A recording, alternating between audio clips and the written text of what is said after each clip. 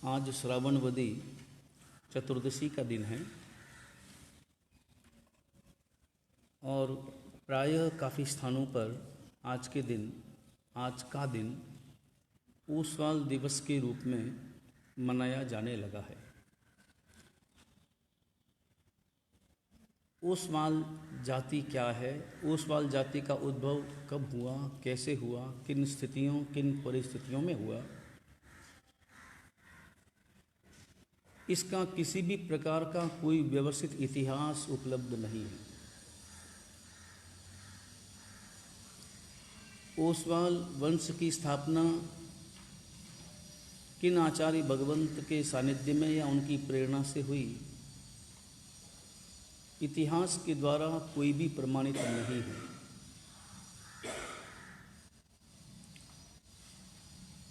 नाम भले एक आचार्य भगवंत का लिया जाता है, लेकिन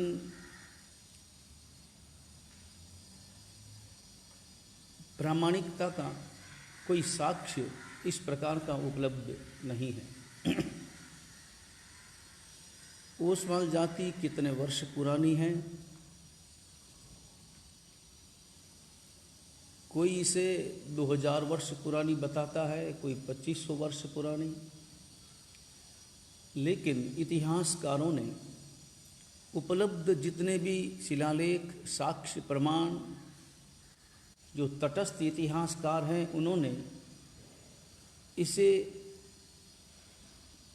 इस रूप में प्रमाणित किया है कि ये ओसवाल जाति अधिक से अधिक 1400 वर्ष से 1500 वर्ष पुरानी है।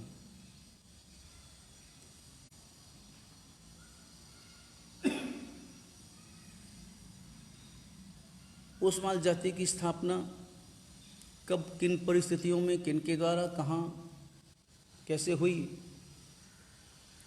भले इसका इतिहास अभी वर्तमान में सुरक्षित नहीं है, मगर ये तय है कि ओसवाल जाति भारत के इतिहास में एक महत्वपूर्ण स्थान रखती है। परमात्मा महावीर के समय में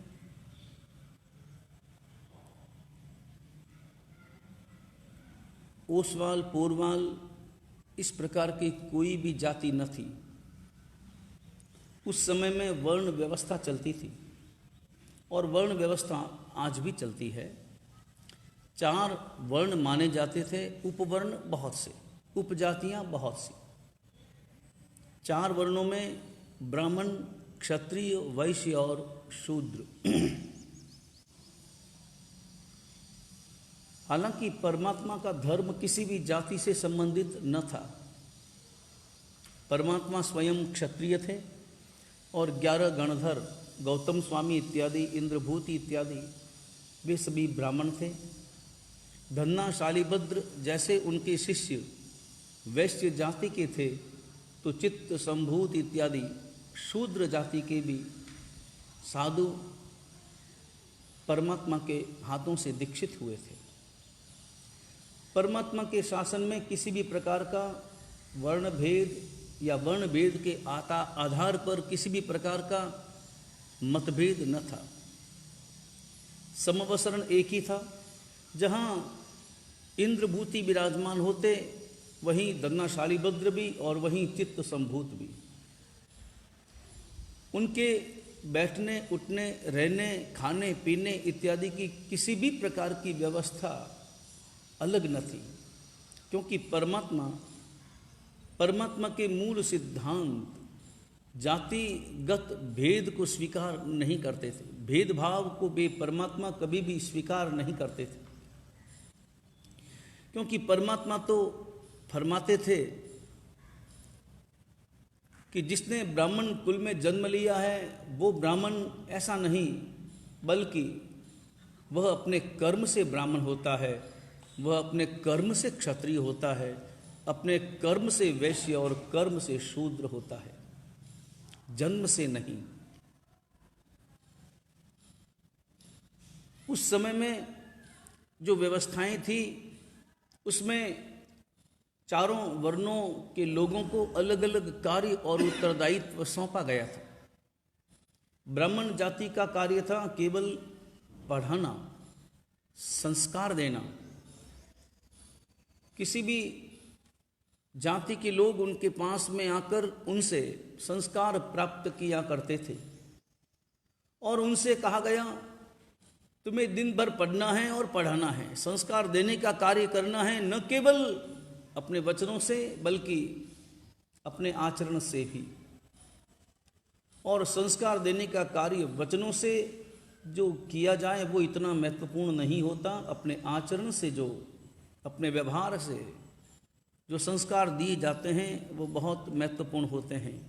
कोई भी व्यक्ति जो स्वयं सिगरेट पीता हो वह व्यक्ति अपने पुत्र को यह संस्कार नहीं दे सकता, या ऐसा कहने का उसे अधिकार भी नहीं है कि तुझे सिगरेट नहीं पीनी चाहिए।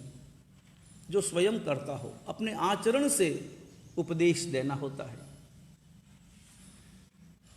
और ब्राह्मणों से कहा गया कि तुम्हें अपने भोजन वगैरह की कोई चिंता नहीं करनी, क्योंकि अगर भोजन की चिंता करोगे तो पैसों के लोभ में पड़ोगे। पहले तुम आवश्यकता के लिए कार्य करोगे और फिर आवश्यकता के बाद में ज्यों ज्यों आवश्यकताओं का विस्तार करोगे, ज्यों ज्यों परिग्रह बढ़ेगा, आसक्ति बढ़ेगी, त्यों त्यों लोभ वृत्ति बढ़ेगी और तुम्हारा तुम्हारा जीवन केवल और केवल अर्थ प्राप्ति में ही लग जाएगा। इसलिए तुम्हें एक बहुत महत्वपूर्ण उत्तरदायित्व दिया गया है और वो है संस्कार देने का कार्य, पढ़ाने का कार्य, और तुम्हारे भोजन की चिंता समाज करेगा। तुम जाओ, घर घर जाओ और मांग करके लेकर के आओ। मांगने में शर्म का अनुभव नहीं करना, क्योंकि देने वाले तुम्हें पूज्य दृष्टि से देखेंगे और तुम्हें देखकर अपने जीवन को धन्य मानेंगे कि मेरे घर पर आज पधारे हैं भूदेव। ब्राह्मण देवता को भू देवता माना गया, इस पृथ्वी का जीता जागता देवता माना गया। क्षत्रियों के लिए कर्म निर्धारित किया गया कि तुम्हें सबकी रक्षा करनी है। वैश्यों के लिए सबके पालन पोषण का उत्तरदायित्व और शूद्र जाति के लिए सेवा करने का ये सारा प्रबंध चारों वर्णों में सौंपा गया। लेकिन धीरे धीरे इस पंचम काल में, कलयुग में, स्वाभाविक रूप से विकृतियां आती चली गई और उन विकृतियों का परिणाम ऐसा हुआ कि सब जातिवाद में इतने ज़्यादा बंध गए कि जातिवाद के परिणाम स्वरूप समस्याएं समाज में दिनों दिन बढ़ने लगी। और जब ऐसे समय में कहीं हिंसा का तांडव ज़्यादा बढ़ रहा था, तब परमात्मा महावीर ने शुद्ध धर्म का उद्घोष किया और परमात्मा महावीर ने जातिवाद के विरोध में शुद्ध धर्म की स्थापना की। तुम्हें शांति चाहिए तो मेरे पास में आओ, शाश्वत सुख चाहिए तो मेरे पास में आओ। और लोग धर्म से जुड़ने लगे। लेकिन समय में इतना बदलाव हुआ कि लोगों का रुझान धीरे धीरे संसार, भोग, इन सब की ओर धीरे धीरे बढ़ने लगा। हिंसा की ओर ज़्यादा लोग आकृष्ट होने लगे। ऐसे समय होगा लगभग परमात्मा महावीर के निर्माण के 1000 वर्ष के बाद का, 1100 वर्ष के बाद का। और उस समय में जो भी आचार्य भगवंत रहे होंगे, उन्होंने प्रेरणा दी और एक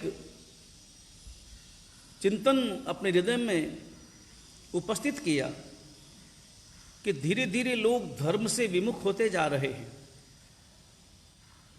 धीरे धीरे लोग शुद्ध धर्म की आराधना छोड़ और अन्य वाम पंथ की आराधना, वाम पंथ की साधना, संसार के भोगों की प्राप्ति की अपेक्षा से, धन लालसा की अपेक्षा से बलि प्रथाएं चलने लगी।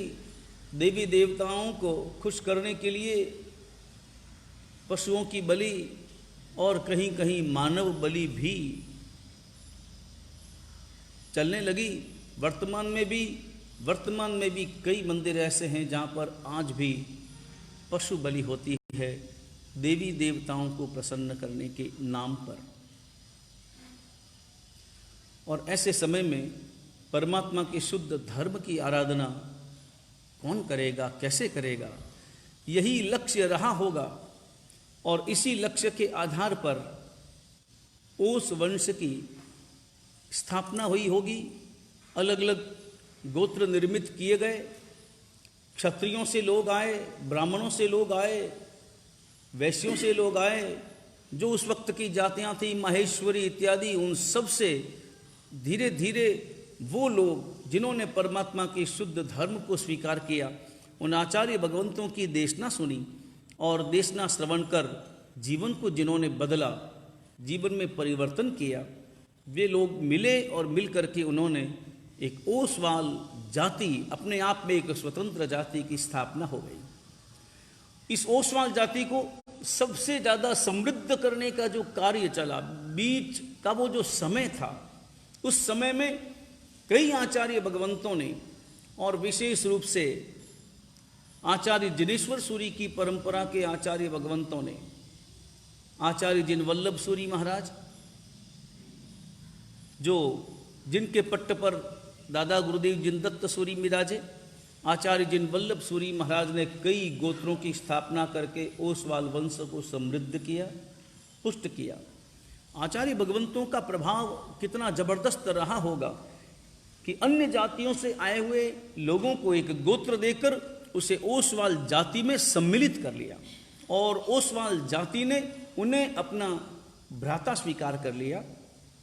दादा गुरुदेव जिन दत्त सूरी ने भ्रमण करके, गांव-गांव भ्रमण करके, एक क्षेत्र से दूसरे क्षेत्र में विहार करते हुए लाखों की संख्या में क्षत्रिय लोगों को और क्षत्रिय वैश्य इत्यादि जाति के लाखों व्यक्तियों को वीतराग परमात्मा के शासन में सम्मिलित किया और उनको ओसवाल जाति में सम्मिलित करते हुए एक विशिष्ट गोत्र प्रदान करते हुए परमात्मा का नवकार महामंत्र दिया, सम्यक्त्व प्रदान किया।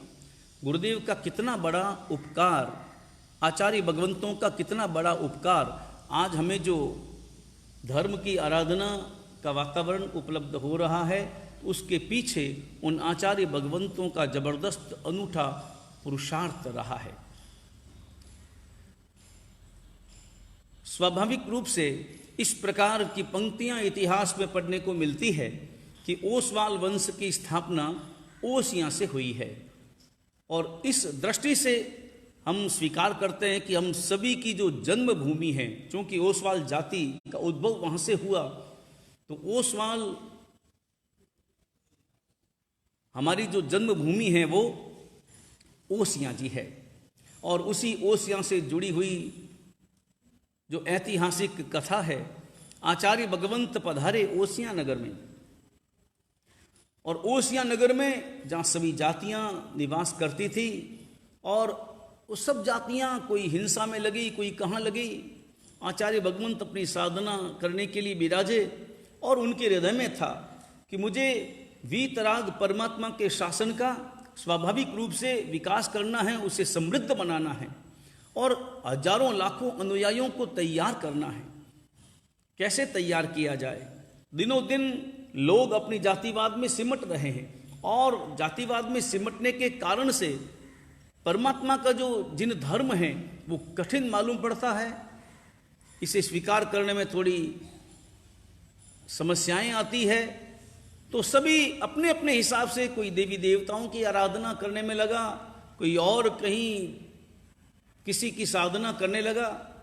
ओसियां नगर में वहाँ सच्चियाँ देवी, और सच्चियाँ देवी जो मिथ्यात्व से ग्रस्त, जहाँ बलि चढ़ती थी, और आचार्य भगवंत उनकी जो साधना थी और साधना के परिणाम स्वरूप उन्होंने तय किया कि यहाँ बलि प्रथा बंद होनी चाहिए और लोगों को शुद्ध धर्म का प्रतिबोध देना है। लोगों को समझाया बलि नहीं देना है और रोजाना बलि चढ़ती थी, बलि नहीं देना है। लोग कहते सवाल ही पैदा नहीं होता, अगर हमने बलि नहीं दी तो देवी नाराज हो जाएगी और देवी का प्रकोप फिर हम सभी पर उतरेगा। इसलिए बलि प्रथा बंद नहीं की जा सकती। और तब आचार्य भगवंत ने कहा कि अगर देवी को बलि चाहिए तो देवी स्वयं ले ले। एक काम करो, देवी के मंदिर में वहां किसी पशु को रख दो। अगर देवी को अपेक्षा होगी तो वो स्वयं ऐसा कर लेंगे। मगर वहां के जो लोग थे आगेवान और जो पंडित पुजारी थे, उन्होंने कहा कि नहीं, ऐसा नहीं हो सकता, बलि तो हमको ही देनी पड़ती है, हमको ही उन्हें चढ़ाना होता है। और तब आचार्य भगवंत ने घोषणा की कि नहीं, अगर बलि ही देनी है तो पहले मेरी बलि होगी। आज मैं पूरी रात देवी के मंदिर में रहूंगा और फिर मैं उनसे वार्तालाप करूंगा। लोग भयभीत हुए। हालांकि लोगों को आचार्य भगवंत के उपदेश, उनके प्रवचन और उनका व्यवहार, उनका आचरण बहुत अच्छा लग रहा था, मगर वो देवी से स्वाभाविक रूप से भयभीत भी हो रहे थे। और आचार्य भगवंत रात मंदिर में रहे। सच्चिया देवी के मंदिर में मूल गंबारे में दरवाजा बाहर से बंद कर दिया गया। लोग तो समझ गए थे कि बस देवी बहुत क्रूर है, बलि नहीं मिलेगी, बलि के स्थान पर महाराज मिलेंगे। तो महाराज तो गए, अब ये महाराज वापस लौट करके नहीं आएंगे। और मन में सोचने लगे, हमने बहुत समझाने का प्रयास किया, आप मत पधारो वहाँ, मत रहो वहाँ, लेकिन फिर भी माने नहीं। अच्छे साधु थे, साधना करते थे, खाते पीते कम, उपदेश ज़्यादा देते थे, मगर अब क्या करें, उनका अंतिम समय आ गया। लेकिन रात हुई और रात में देवी प्रकट हुई। आचार्य भगवंत अपनी साधना में लीन थे और देवी ने देखा कि बलि नहीं है और एक साधु बैठा है। और धीरे धीरे देवी ने अपने क्रोध को प्रकट किया, मेरे यहां पर बैठने का दुस्साहस किसने किया। और तब आचार्य भगवंत ने बड़े मधुर स्वरों में कहा, हे देवी, तुमने एक ऐसी पर्याय को प्राप्त किया है जिसमें तुम्हें न मालूम कितनी सुविधाएं मिली है, और तुम्हें जितनी सुविधाएं मिली है उससे भी ज्यादा सुविधाएं देने की शक्ति तुम्हें मिली है। तुम चाहो तो हजारों लाखों व्यक्तियों का भला कर सकती हो। एक ऐसी पर्याय तुम्हें प्राप्त है और तुम इस पर्याय का दुरुपयोग कर रही हो। धर्म को समझो, शुद्ध धर्म को समझो। और आचार्य भगवंत के उपदेश से वह देवी बड़ी प्रभावित हुई। और जितनी प्रभावित हुई आचार्य भगवंत के वचनों से, उससे कई गुना प्रभावित हुई आचार्य भगवंत के चेहरे से। तपह पूत, जो उनका चेहरा, उससे प्रभावित हुई। और चेहरे को देख करके जितनी प्रभावित हुई, उससे कई गुना ज्यादा प्रभावित हुई आचार्य भगवंत के भामंडल को देखकर। उनकी आभा से अत्यंत प्रभावित हुई और धीरे धीरे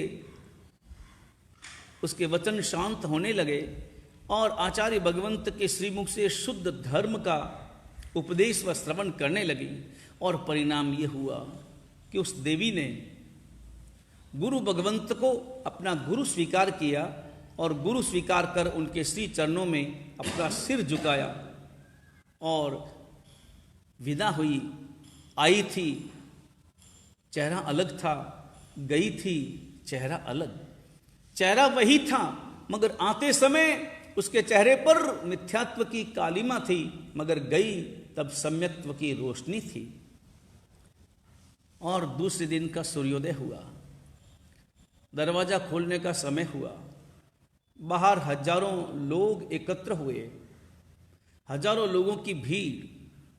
पुजारी सभी विचार करने लगे कि क्या हुआ होगा, क्या हुआ होगा। अनिष्ट की कल्पनाएं सबके दिमाग में ज्यादा थी, मगर एकाध विचार ये भी आता था कि आचार्य भगवंत ज्ञानी हैं, सच्चे साधु हैं, त्यागी हैं, और हो सकता है कि कोई चमत्कार हुआ हो। और दरवाजा खुला, आचार्य भगवंत बाहर पधारे और आचार्य भगवंत का तेज जिस समय में देवी विदा हुई थी, और विदा होते समय देवी ने प्रार्थना की थी कि मेरे लिए कोई आदेश, मैं आपको गुरु दक्षिणा देना चाहती हूं। आज मुझे आप मिले, शुद्ध धर्म मिला, जीवन जीने का सही तरीका मिला और उद्देश्य मिला, प्रयोजन मिला। मुझे गुरु दक्षिणा देनी है, मैं क्या आपको अर्पण करूं? और तब आचार्य भगवंत ने कहा कि और तुम जो अर्पण कर सकती हो वो मुझे कुछ चाहिए नहीं, मगर फिर भी मैं तुमसे एक बात कहना चाहता हूं उपदेश के रूप में कि आगे से हैं उन सब का ज़्यादा से ज़्यादा सहयोग करने का भाव तुम अपने हृदय में रखना। और तब देवी ने कहा कि भगवान ये तो मेरे अंतर में पहले से ही हैं, क्योंकि अब मैंने ये मान लिया है कि जो भी परमात्मा के अनुयायी होंगे वो सभी मेरे साधर्मिक बंधु होंगे, तो उनके प्रति मेरे हृदय में जो सहयोग का भाव वो तो रहेगा ही रहेगा। और ये कहकर के विदा हुई थी। आचार्य भगवंत के चेहरे पर जो तेज झलका था और जो प्रसन्नता झलकी थी, वही प्रसन्नता, उसी प्रसन्नता ने आचार्य भगवंत के आभा मंडल के तेज को कई गुना तेजस्वी बना दिया था। आचार्य भगवंत जब बाहर पधारे, उनके हर्ष की कोई सीमा न थी, क्योंकि एक देवी को प्रतिबोध दिया ये कोई प्रसन्नता का विषय नहीं था, लेकिन हजारों जीवों की होने वाली हिंसा वो बच गई थी। तो निश्चित रूप से इस बात की प्रसन्नता उनके अंतर में तैर रही थी और वे बाहर पधारे। और लोगों ने जब उनको देखा, उनके तेज को देखा, उन्होंने देखा कल शाम को जाते हुए और आज देख रहे हैं मंदिर से बाहर आते हुए। जब जाते हुए देखा था तो तेजस्विता थी, मगर अभी जब देख रहे हैं तो उस तेजस्विता से कई गुना तेजस्विता उनकी आंखों में, उनके चेहरे पर टपक रही थी। और उसे देखकर वे सारे लोग झुक गए, नमन करने लगे, हाथ जोड़कर जय जयकार करने लगे। और तत्काल उनके मन में आया कि सच्चे गुरु तो केवल और केवल यही हैं, हम सौभाग्यशाली हैं, ऐसे गुरु भगवंत, ऐसे आचार्य भगवंत जीवन में प्राप्त हुए हैं। उनके अनुयायी बनना, अपने आप में अपने जीवन को पूर्ण रूप से सार्थक करना है। सारे लोग, जितने भी क्षत्रिय लोग और अन्य जातियों के लोग वहां पर खड़े थे, वे सभी अनुयायी हुए। और गुरु भगवंत ने, आचार्य भगवंत ने उनके सिर पर वासक्षेप डाला। और समझो कि उसी दिन से जैसे ओसवाल वंश की स्थापना हुई, उन सभी को अलग अलग अपने अपने कर्म के हिसाब से, अपनी अपनी जाति के हिसाब से, अपनी अपनी वंश परंपरा के हिसाब से अलग अलग उन्हें गोत्र प्रदान किए गए। और फिर धीरे धीरे ओसवाल वंश की अभिवृद्धि लगातार बढ़ने लगी। दादा गुरुदेव जिनदत्त सूरी ने जितने भी आचार्य भगवंत हुए, प्राय सभी गच्छों में अलग अलग आचार्य हुए हैं, जिन्होंने कोई एकाध गोत्र बनाया होगा, किसी ने 2 गोत्र बनाए होंगे, मगर दादा गुरुदेव जिनदत्त सूरी ने अपने जीवन में कितने गोत्रों की स्थापना की, कितने गोत्रों की स्थापना की। एक बार तो एक ही दिन, एक ही समय में 57 गोत्रों की स्थापना एक साथ की। और अलग अलग तो और कितने ही गोत्रों की स्थापना उन्होंने की होगी। कभी गोत्रों का इतिहास पढ़ें तो पता चले कि दादा गुरुदेव ने अपने साधना बल के कारण, अपने तपोबल के कारण इस ओसवाल वंश की अभिवृद्धि करने में कितना पुरुषार्थ अपना, जबरदस्त अपना उपयोग में उन्होंने लिया है। ओसवाल वंश के बारे में जब हम विचार करते हैं, क्योंकि हम प्राय सभी उसी ओस वंश से संबंधित हैं, और वर्तमान में जो ओसवाल समाज की जो दशा है, ओसवाल समाज की क्या स्थिति है, क्या दशा है, और परस्पर उनका क्या व्यवहार है, उसके संबंध में यदि हम थोड़ा सा विचार करें, कितने लोग इस ओसवाल वंश में अद्भुत श्रावक लोग हुए हैं, अद्भुत श्रावक, जिनका नाम इतिहास के पन्नों पर गूंजता है, जिन्होंने राज्य संभाले, ऐसे ओसवाल, जिन्होंने राजाओं के महामंत्री पद पर काम किया, ऐसे ओसवाल, नगर सेठ हुए, ऐसे ओसवाल, और ऐसे ऐसे ओसवाल जाति के महापुरुष हुए हैं जिन्होंने एक दिन के लिए नहीं बल्कि पूरे पूरे साल भर पूरे पूरे राज्य का पालन पोषण किया। और कभी नाम सुना हो खेमा देदानी का। खेमा देदानी शाह खेमा गुजरात राज्य में अकाल पड़ा, और अकाल पड़ा तो इतना खतरनाक अकाल पड़ा। पुराना जमाना, कोई संचार की सुविधाएं न थी, इतने साधन न थे। वर्तमान में तो कहीं अकाल पड़ जाए तो कहीं और स्थानों से भोजन सामग्री उपलब्ध हो जाती है, गेहूं वगैरह आ जाते हैं, अमेरिका से आ जाते हैं, कहीं से भी आ जाएं। मगर उस समय में अकाल इतना खतरनाक पड़ा, सारी जनता त्राहिमाम त्राहिमाम करने लगी, खेती पर निर्भर भारत। और अकाल पड़ा, बरसात न हुई, अन्न पैदा नहीं हुआ, और अन्न के अभाव में पैसों का क्या करें। और धीरे धीरे पैसा भी धीरे धीरे पूरा होने लगा। कभी कभी इस प्रकार की परिस्थितियां पैदा हो जाती है पूर्व जीवन में, पूर्व समय में। और ऐसे ऐसे दुष्काल पड़े हैं। समय सुंदर जी महाराज ने अपने समय के एक दुष्काल का खतरनाक वर्णन किया। वो जब दुष्काल पड़ा था, समय सुंदर जी महाराज लिखते हैं उस दुष्काल का वर्णन कभी पढ़ें कि लोगों ने अपने बच्चे बेचने शुरू कर दिए, खाने पीने को कुछ भी नहीं, दौड़ लगाना। कहीं कोई साधु अगर गोचरी लेकर के आ जाता, गोचरी थोड़ी बहुत मिल जाती तो उसके पीछे 10 लोगों का टोला पड़ जाता और छीना झपटी चलती। इस प्रकार की दशा का अनुभव। और ऐसा भी हुआ कई साधुओं को अपने पास रखे गए पुराने ग्रंथ वो बेच कर उनको अपना जीवन यापन करना पड़ा। इस प्रकार की दशा। और पुराने समय में भी कितने कितने दुष्काल, वो वज्र स्वामी के समय का दुष्काल, खतरनाक दुष्काल, उस समय में 12-12 वर्ष के दुष्काल पड़ते थे। और अभी छपनिये का दुष्काल कई लोगों को, पुराने लोगों को याद आता है, और कई उसकी गाथाएं उस वक्त में चलती है कि लोग पेड़ों की छाल उसको पीसकर उसका आटा बनाकर उसकी रोटियां बना करके खाया करते थे, वो भी उपलब्ध न था। दुष्काल पड़ा गुजरात में और पूरा गुजरात समस्याग्रस्त हो गया। क्या करना? लोग शिकायत लेकर बादशाह के पास में जाने लगे। बादशाह भी क्या करे, बादशाह का खजाना भी खाली हो गया और बादशाह के पास में इतना धन नहीं, क्या करे। आखिर विचार करके बुलाया वहां के नगर सेठ को और बुला करके कहा कि भैया, पूर्व में भी जब जब इस प्रकार की दशा उपस्थित हुई, जब जब भी समस्याएं आई, तो तब तब तुम लोगों ने ही समाधान उपस्थित किया है, और अब भी तुम्हारे सामने एक संकट है। तुम नगर सेठ कहलाते हो, तुम शाह कहलाते हो। हर व्यक्ति के आगे शाह लगता है, शाह। अभी वर्तमान में तो खाली शाह रह गया, ह मिट गया, अन्यथा शाह लगता था और शाहजी कहलाते थे। शाह यानी सबका पालन पोषण करने वाला एक बहुत बड़ा व्यक्ति, एक शाह की पदवी।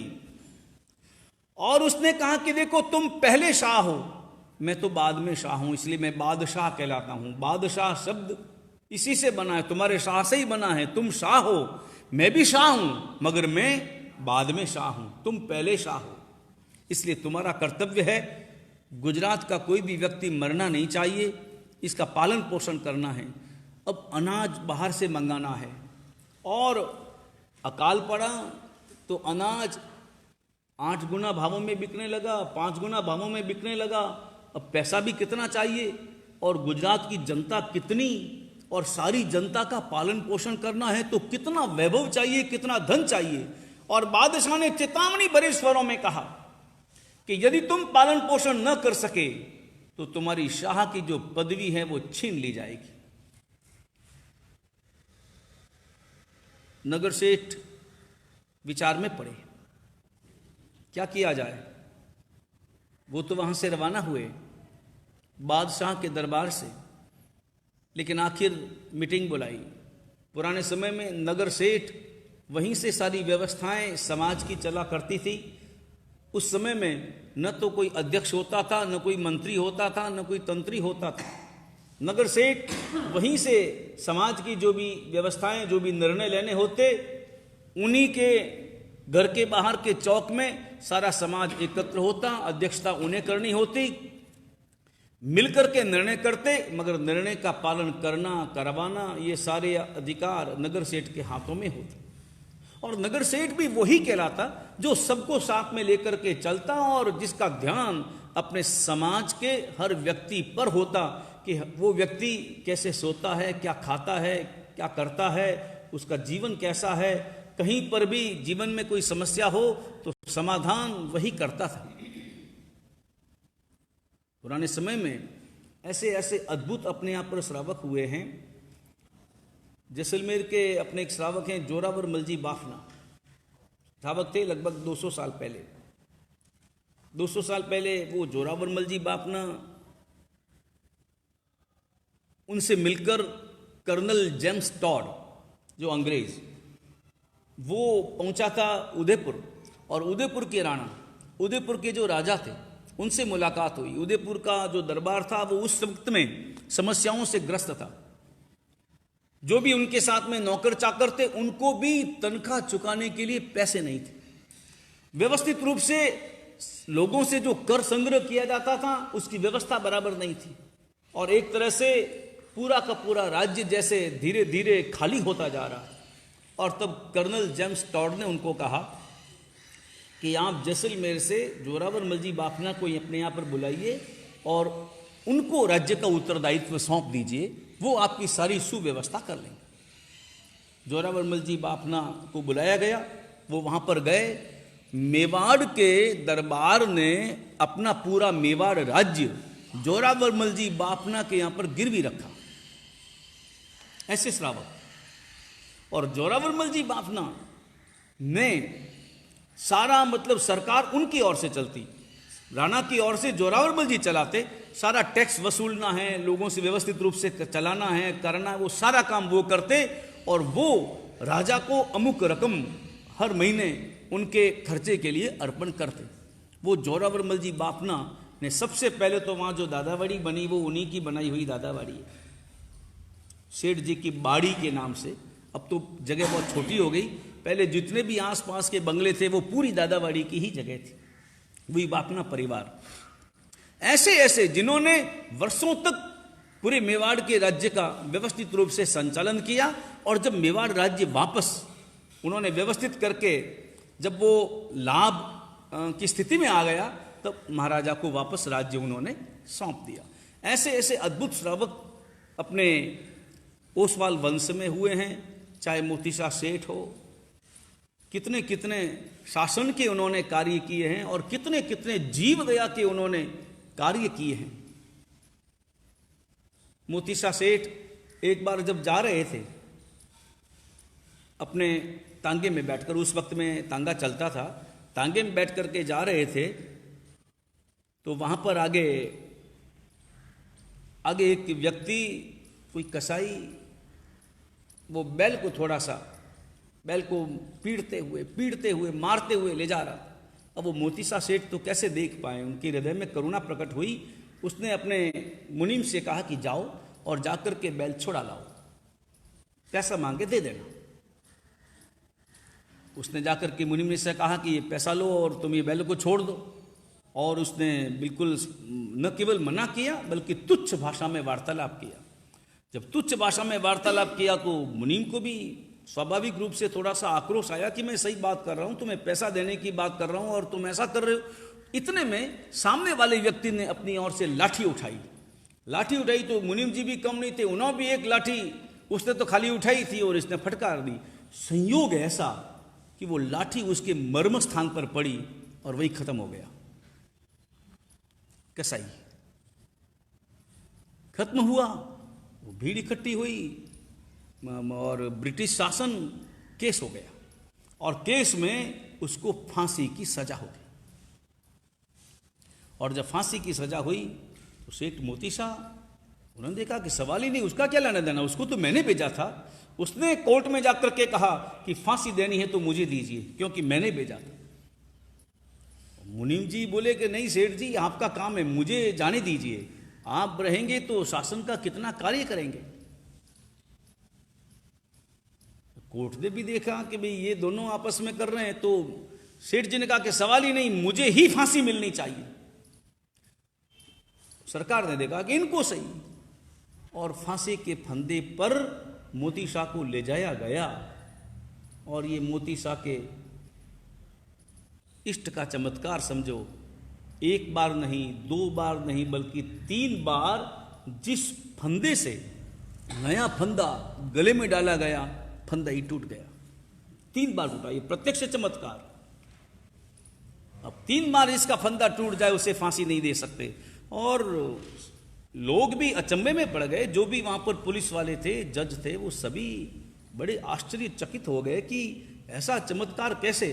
लेकिन अब उनके प्रति सद्भावना बढ़ी और परिणाम ये हुआ, उसके बाद पशु हत्या प्राय बंद हुई। और उसके बाद सेठ मोती शाह को अधिकार मिला कि किसी को मिली हुई फांसी की सजा भी वे रद्द कर सकते थे। इस प्रकार का अधिकार सेठ मोती शाह को मिला। और सेठ मोती शाह का जो प्रबल पुरुषार्थ था, जिन्होंने पालीताना में मोती शाह टूंक बनाई, नीचे जो मोती सुखिया धर्मशाला है वो उन्हीं की बनाई हुई, जिसमें दादा गुरुदेव के चरण हैं, भायखला का मंदिर, भायखला की दादावाड़ी, और इसके साथ साथ जो लाल बाग का जो उपासरा है वो भी सेठ मोती शाह का बनाया हुआ है। वो पूरा मंदिर, वो उपासरा मोती शाह का बनाया हुआ है। गोड़ी जी पार्श्वनाथ का जो मंदिर है उसमें भी उनका ज़बरदस्त योगदान है। कोट के मंदिर का योगदान है। और ये मद्रास की जो दादावाड़ी है, मद्रास की दादावाड़ी का पूरा विशाल भूखंड दादावाड़ी के नाम से सेठ मोती शाह ने लेकर के दिया। पूरे भारत में मोती शाह ने कितने कितने अनूठे जबरदस्त कार्य की। ऐसे मोती शाह का गोत्र क्या था आपको ध्यान में? सेठ मोती शाह नाहटा गोत्र के थे, मूल नाहटा गोत्र के थे, मूल बीकानेर के थे, बीकानेर से सूरत और सूरत से फिर बंबई पहुंचे। इस प्रकार फिर बाद में वे, अब वहां पर मूल तो थे वो बीकानेर के, फिर आगे वहां पर वो गुजराती के हिसाब से वो चले। ऐसे अपने यहाँ पर नर रत्न इस ओसवाल वंश में हुए हैं। बात खेमा देदानी की चल रही थी, वो नगर सेठ, अब नगर सेठ ने इकट्ठा किया पूरा महाजन, और गुजराती भाषा में त्या सब जगह वहां पर समाचार दे दिया कि आज नगर सेठ ने त्या महाजन भेगू था। इसलिए सारे महाजन इकट्ठे हुए और इकट्ठे होकर विचार में पड़े। सभी के चेहरे उतरे हुए उदास, अकाल, और ऊपर से बादशाह की जो मानव सेवा का भाव है उसके लिए भी हमें प्रयत्न करना है। और कभी भी अनुभव करना, किसी भी प्रकार की जब भारत में, देश में आपत्ति आती है किसी भी प्रकार की, कभी भूकंप की हो, चाहे और किसी भी प्रकार का कोई उपद्रव होता हो, ऐसे समय में कभी अतिवृष्टि के कारण से आए, लेकिन उस समय में जैन समाज, ओसवाल समाज हमेशा सहयोग करने में सबसे ज़्यादा, सबसे आगे रहता है। अभी जो कोरोना का वातावरण चल रहा है, उस कोरोना के वातावरण में भी जैन समाज ने और जैन श्री संघों ने बिना किसी जाति भेद के सभी का कितना कितना सहयोग किया है। हर क्षेत्र में, हर गांव में जैन समाज सदा सदा आगे रहा है। नगर सेठ ने अपना वक्तव्य दिया और परिणाम ये हुआ कि सारे महाजन ने एकत्र होकर के निर्णय किया कि अपने को ये कार्य कैसे भी करके करना है। और अनुमान लगाया कि 1 दिन का खर्च कितना, पूरे गुजरात के लोगों का पालन पोषण करना, उन्हें अन्न पहुंचाना, उसके लिए 1 दिन का खर्च कितना। तो निश्चित हुआ कि उस वक्त के हिसाब से जितना भी खर्च होना था उतना इसमें खर्च, और तय किया गया कि लिखो भाई, सभी अपने अपने हिसाब से अपने दिन लिखो। और सबसे पहले अब 1 दिन का खर्चा लाखों में नहीं, करोड़ों में, और करोड़ों में नहीं, अरबों में। उस जमाने में भी कितने लोग और इतने लोगों का पालन पोषण। नगर सेठ ने सबसे पहले अपनी ओर से 5 दिन 7 दिन लिखाए। बहुत बड़ी बात। कईयों ने 1 दिन लिखाया, कईयों ने आधा दिन लिखाया, और कईयों ने कहा कि भाई दिन वगैरह छोड़ो, अपनी ओर से राशि लिख दो। और इस प्रकार टीप प्रारंभ हुई। अब क्या करना, कितना भी करके कुल मिलाकर के अपने यहाँ पर अभी तक 15 दिन की 18 दिन की व्यवस्था हुई, 20 दिन की व्यवस्था हुई। आगे बोले आगे भ्रमण करना है, निकल जाना है झोली लेकर, पूरे गुजरात में भ्रमण करना है, गांव गांव जाना है और सबके आगे झोली फैलाना है। अपने लिए नहीं फैलाना है, अपने अपने अपनी करुणा की रक्षा के लिए फैलाना है, शाह की रक्षा के लिए फैलाना है और मानवता के लिए फैलाना है। वो झोली लेकर के चले गांव गांव गांव गांव और लिखते लिखते कहीं कम कहीं ज़्यादा। लोगों ने भी ऐसे समय में अपनी शक्ति से भी ज़्यादा, इस बार हम और कोई खर्चा नहीं करेंगे, नए आभूषण नहीं लेंगे, नए वस्त्र नहीं खरीदेंगे, नया मकान नहीं बनाएंगे, लेकिन इस बार तो हमें अपने अपने लोगों की, अपने समाज की और अपने देश की रक्षा करनी है। महिलाओं ने अपने आभूषण उतार करके दे दिए और उन्होंने हिसाब लगाया कि लगभग 1 महीने की व्यवस्था हुई। और चलते चलते चलते चलते एक गांव पहुंचे। गांव क्या था, एक ढाणी थी, एक मकान बना हुआ था, सड़क के किनारे था, खेतों के बीच में था। वहां पहुंचे थे और इतने में उस मकान में रहने वाला परिवार आगे आ गया। पंच महाजनों की गाड़ी है। पंच महाजन बहुत बड़ी बात, व्यक्ति अलग चीज है और पंच महाजन अलग चीज है। पंच महाजन मतलब पूरा समाज आ गया, पूरा समाज। किधर पधारे पंच महाजन? अरे भैया हमें आगे शहर में जाना है, शहर अभी 5 कोस दूर है और वहाँ पर पहुँच जाना है। अभी घड़ी में 11 बजे हैं, जितना जल्दी पहुँच जाए उतना अच्छा। मेरी कुटिया को पावन पहले करना होगा। मेरे घर पर पंच महाजन पधारे, मेरे घर पर भगवान पधारे, आपको मेरे घर पर पधारना होगा। और पंचों ने देखा अब ज़्यादा ही आग्रह कर रहा है और अपना ही साधर्मिक भाई है, तो चलो उनके घर चलें। और घर जाकर के देखा, छोटी सी कुटिया थी, कच्चा मकान था, ईंट गारे से बना हुआ मकान था। वहाँ पर पहुँचे और जाकर के जल उन्होंने हाजिर किया, जलपान किया और उसके बाद में कहा हम लोग अब आगे जाना चाहते हैं। उसने कहा आज पधारे हैं, पहली बार मैं ऐसे कैसे जाने दूँ? भोजन तो आपको यहीं करना होगा, भोजन किए बिना तो आपको हम यहाँ से विदा करेंगे ही नहीं। और फिर पूछा कि किस उद्देश्य से आप पधार रहे हैं, कोई विशेष कार्य, और मेरे योग्य कोई कार्य हो तो मुझे भी बताओ। अब पंच महाजनों ने उसे देखा, उसके कपड़े देखे, उसका पहनना उठना और उनका मकान देखा। और ये सब देखने के बाद में कहा कि भैया तुम रहने दो, भोजन भी हम आगे ही करेंगे, वही ठीक रहेगा। क्योंकि उन्हें पंच महाजनों को लगा वो सब देखते हैं ना भाई घर कैसा है। अब ये इन्होंने 4 जने हैं इस घर में, 4 जने 5 जने, उन्होंने अपने लिए रोटियां बनाई होगी और वही रोटियां हम खा लेंगे तो ये क्या खाएगा, इसका क्या होगा, वो देखना जरूरी था। वो पीछे पड़ गया, सवाल ही नहीं, भोजन तो यही करना होगा। और भोजन के लिए थाली लगाई गई, भोजन परोसा गया। और भोजन भले सीधा साधा था, भले उसमें तरह तरह के पकवान न थे, तरह तरह की मिठाइयाँ न थी, तरह तरह की सामग्री न थी, लेकिन भोजन जिस प्रेम से, जिस बहुमान से और जिस उल्लास से वो करवा रहे थे, वो परिवार तो ऐसा सोच रहा था कि आज मेरा जीवन जैसे सफल हो गया, कि आज पंच महाजन मेरे द्वार पर, मेरे घर पर, और उनका लाभ आज मुझे मिल रहा है। भोजन से तृप्त हुए और तृप्त होने के बाद में कहा कि भैया अब हमें जाने दो, जाने की इजाज़त दो। उसने कहा नहीं, पहले मुझे ये बताओ कि आप किस उद्देश्य से पधारे, मैंने पहले भी पूछा था। तो उसने कहा कि तुम्हें मालूम है गुजरात पर अकाल की छाया पड़ी हुई है और सबका पालन पोषण करने का बादशाह का आदेश है, बस उसके लिए टीप लिखाने के लिए हम चल पड़े हैं। मेरी भी भावना है, मुझे भी कुछ लाभ देना है।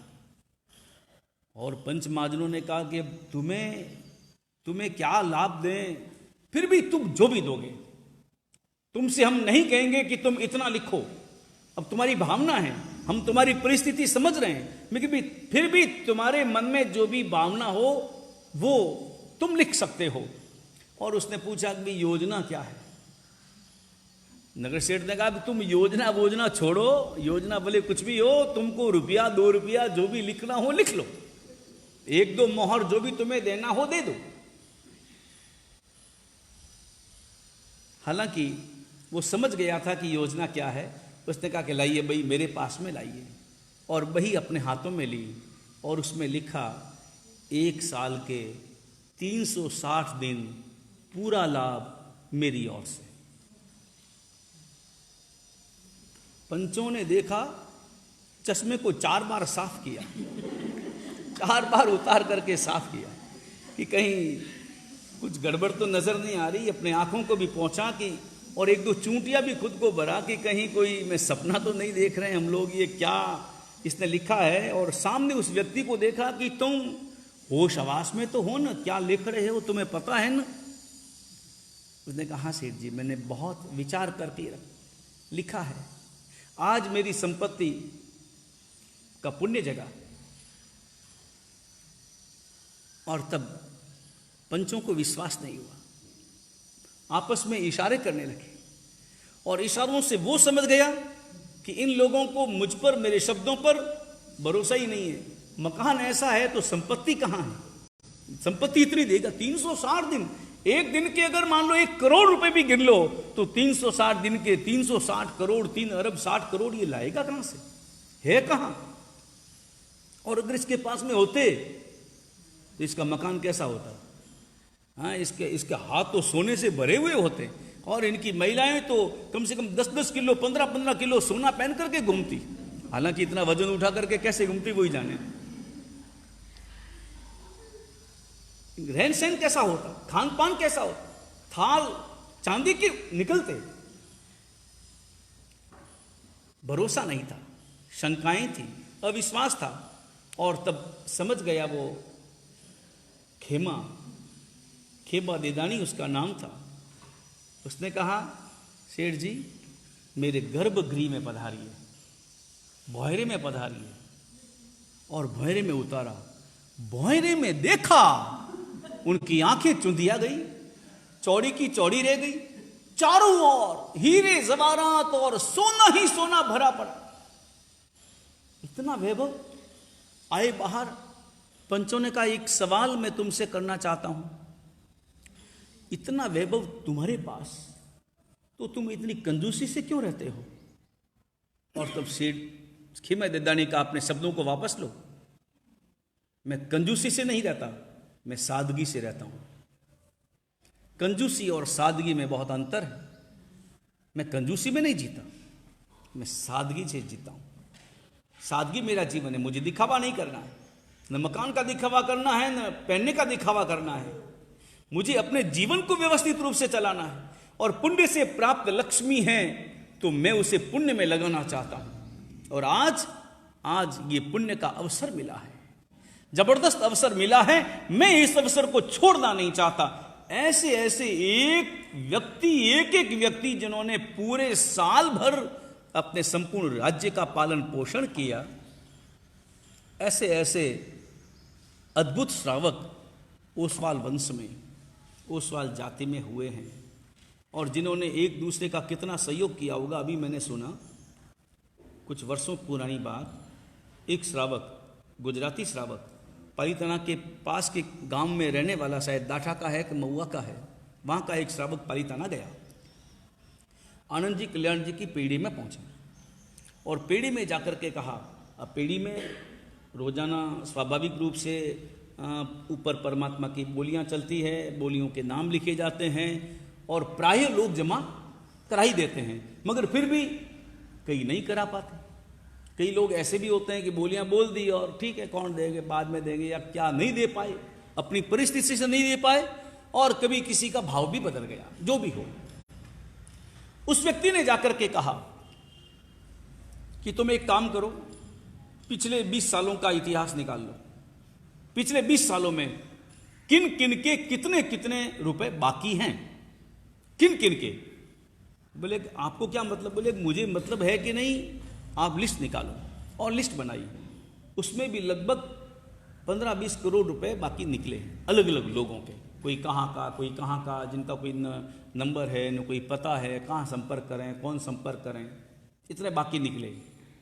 और उसने उतने रुपए का पूरा चेक दिया और चेक करके कहा, बस मैं यही चाहता हूँ कि यहाँ पालीतना में मेरे किसी साधर्मिक भाई पर मंदिर का कोई कर्जा बाकी नहीं रहना चाहिए, उन सभी के नाम से आप जमा कर लो। ऐसे ऐसे सब अपने नाम के लिए पैसा देना बहुत सामान्य बात है, कोई बड़ी बात नहीं। और वो हकीकत में तो दान भी नहीं, वो दान भी नहीं है। दान किसे कहते हैं? दान की जो व्याख्या है तत्वार्थ सूत्र में, दान की क्या व्याख्या बताइए? जो किस लक्ष्य से दान करता है। नाम के लिए अगर कोई दान करता है तो हकीकत में वो दान ही नहीं है, लेकिन बिना नाम के करोड़ों रुपए की राशि अर्पण कर देना अपने आप में कितनी अनुमोदनीय बात है। ऐसे ऐसे श्रावक ओसवाल वंश में, जैन समाज में, वीतराग परमात्मा के अनुयायी समाज में ऐसे ऐसे श्रावक आज भी है। हालांकि आज की दशा, वर्तमान की जो दशा है वो बड़ी विचारणीय है कि हम एक दूसरे का सहयोग कितना करते हैं और एक दूसरे का पांव कितना खींचने का प्रयास करते हैं। समाज वो प्रगति करता है, वो समाज प्रगति करता है जो परिवार की तरह जीना जानता है। पूरा समाज, पूरा ओसवाल समाज हमारा परिवार है। हम उस परिवार के सदस्य हैं और वो सब मेरे भाई बंधु हैं। इस प्रकार का भाव रख करके जो जिए, एक दूसरे के सहयोग में सहयोगी बने, एक दूसरे के दुख में दुख का अनुभव करे, दूसरों को गिराने का नहीं बल्कि दूसरों को उठाने का प्रयास करे, तो निश्चित रूप से वो समाज प्रगति करता है। आज का दिन चिंतन का दिन भी है। हमें अतीत से प्रेरणा लेनी है और भविष्य में अपने समाज के बारे में विचार करना है। अभी जो कोरोना का वातावरण चल रहा है, इस कोरोना के वातावरण में भी अपने कितने ही साधर्मिक बंधु वर्तमान में समस्याओं से ग्रस्त है और उसके लिए अपने जिनदत्त कुशल सूरी खरतरगच पेढ़ी एवं अखिल भारतीय जैन श्वेतांबर खरतरगच प्रतिनिधि महासभा, इन दोनों के तत्वावधान में और अपने केयूब के सहयोग से एक योजना बनाई हुई है जिसमें अपने साधर्मिक परिवारों को एक वर्ष के लिए पूरा सहयोग अर्पण किया जा रहा है। और जो कमेटी बनी है उस कमेटी के अध्यक्ष बने अपने प्रकाश जी कानूंगो और पूरी कमेटी बनी है और उस कार्य चल रहा है। और कई अपने श्रावकों का जो अभावग्रस्त है, बिना उनका नाम जाहिर किए सहयोग का वातावरण चल रहा है। और भी इस योजना को अच्छी तरह से देख करके इसमें ज़्यादा से ज़्यादा सहयोग करने का, कराने का अवश्य में सभी भाव रखें। समाज वो प्रगति करता है जो आपस में एक होकर जीना जानता है, जीना चाहता है। एक दूसरे का सहयोग करने का भाव अपने अंतर में रखें तो ओसवाल दिवस को हम व्यवस्थित रूप से मना सकेंगे। बस ऐसा ही सभी सहयोग की भूमिका में रहें। वीतराग परमात्मा की आज्ञा विरुद्ध कुछ भी कहा गया हो, मिच्छामि दुक्कड़म, पचक खान उपवास वाले हाथ जोड़ें। सूर्य उगे अपर्तम पचखाई तिवीं प्यारम असरम खाई शरण धनो ससागण पाठ्यामणियागण महत्रागणम सब समय वत्यागण पणार पौर्षि साठ पौर्षि पचकांदनो ससागण पचन कालेनम दिशामयनम सावननम सब समाई वत्यागणम वो श्री आयम्बिल निवि एकासना बियासना उगे सदमुकार सी पौर्षि साठ पौर्षि मुर्षि पच गए दिस चुम्प्यारम असरम पाणम खाई शरण धनो ससागण पचन कालेनम दिशा मोहिनम साउ वैननम सब समय वत्यागण आयम्बिलम दिविगयम चकांदनम ससागण देवालेवीनम गीत संचिठानम उखित विवेकणु ब्रजमुखेणु पाठ्यामणियागणं महत्रागणं सब समयवत्यागणं एकासनं व्यासनं पचकायति प्यारमसनं खायं सनं सनं सागरे गणं उंटवसन गुरु उठन पाठ्यामणिगणं महत्रागणं सब समायवत्यागणं वसिदयि सर्वमंगलमांगल्यं सर्वकल्याणकारणं प्रदानं सर्वधर्माणां जैनं जयति शासनम्।